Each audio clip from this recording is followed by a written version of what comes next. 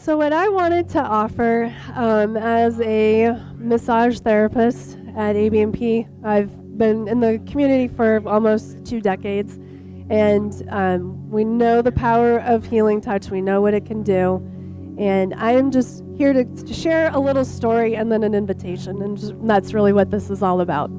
So when we think about the power of healing touch, we know that one-on-one we can make a real powerful impact. But when we think about what else can we do, where else can we take this craft, and where can we take that out into the world, just sharing my own experience, in 2008, I made a decision that I wanted to go down to Peru and I wanted to volunteer, just my time, and just see what was going to be like to work with children. And I ended up working in a place in Peru that not touristy. There's no agriculture. There's no tourism. It was a place like in the early 80s and 90s when this terrorist group called the Shining Path did their terrorist movement through there. And there was about 11,000 people that died and that were had disappeared. And it was all part of the coca trade. So what this community really needed was some hope. And so our team of volunteers went down there, and we worked in hospitals, we worked in clinics, we worked in schools and things like that. I ended up working for a Wawawasi, which is a grassroots daycare program. And then in the afternoons, I ended up working for an after-school program for children with disabilities. And so this was really cool because in this society, a lot of the children, when they are disabled, they're shunned from society. So a lot of parents will abandon them. And this was an after-school program where these parents had chosen to, still support their children. And so we were there to kind of help empower them. And so for me, when I was spending this time with these children, you just ask them, where's your favorite little part, that you want me to massage? And they would show me. And then you just see them melt underneath of your hands. And the parents would just be so amazed at, oh my God, I can't believe that, healing touch could do this. And at that moment, that's when I was hooked. I was like, oh my gosh, I've just scratched the surface of something. I got to come back. I got to do this again. So then the next year I come back, and now I ended up working with children that were orphaned. And again, just kind of hooks me, keeps me coming back for more.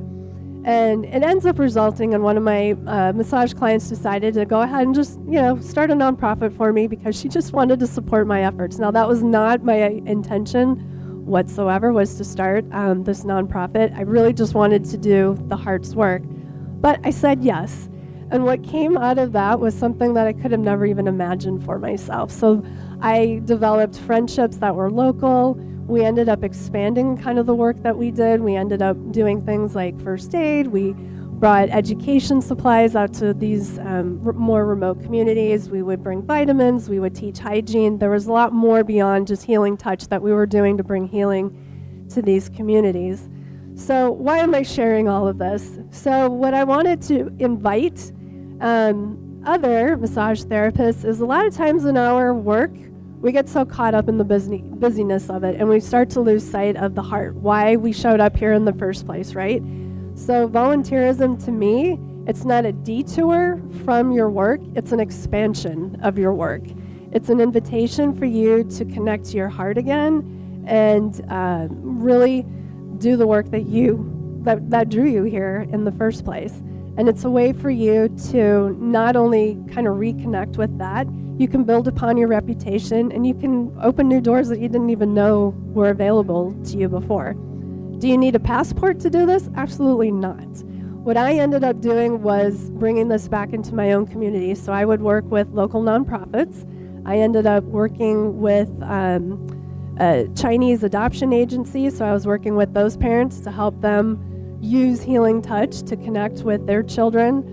I worked with foster parents. That's another situation where, these kids could really use that support, and as well as the caretakers. And I've worked also with low-income mothers too, who they don't know what they don't know. So they could use some life skills training too. So I've offered my services in that regards. So why am I saying this?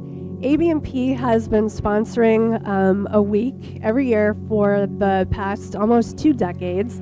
It's called Massage is for Everybody Week. This year it's going to be July 20th through the 26th. And it's an invitation, it's a mission for everybody to think about participating in this And we are encouraging people to submit their stories.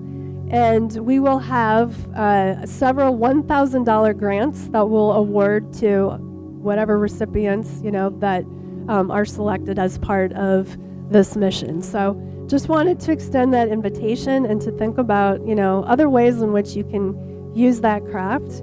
And just reminding you again that whenever you offer your services without any sort of expectation of anything in return, and you're just giving it wholeheartedly, that you remind somebody that they truly matter. So just wanted to give that invitation to people and think about not how you're going to make a difference, but where will you make your difference. So thank you.